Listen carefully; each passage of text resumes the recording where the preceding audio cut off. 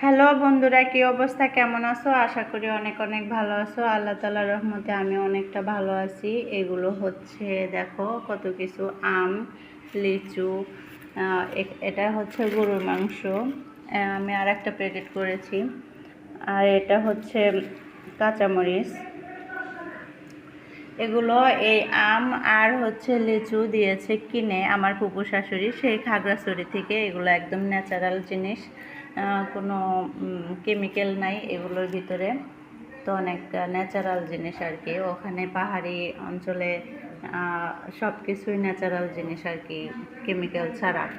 আর এগুলো দিয়েছে হচ্ছে কাঁচামরিচ, তার ছাদে লাগিয়েছে নিজের হাতে গড়া, অনেক ভালোবাসার জিনিস এগুলো। এই যে পুঁই শাক এগুলো, আর কুরবানির গোশত।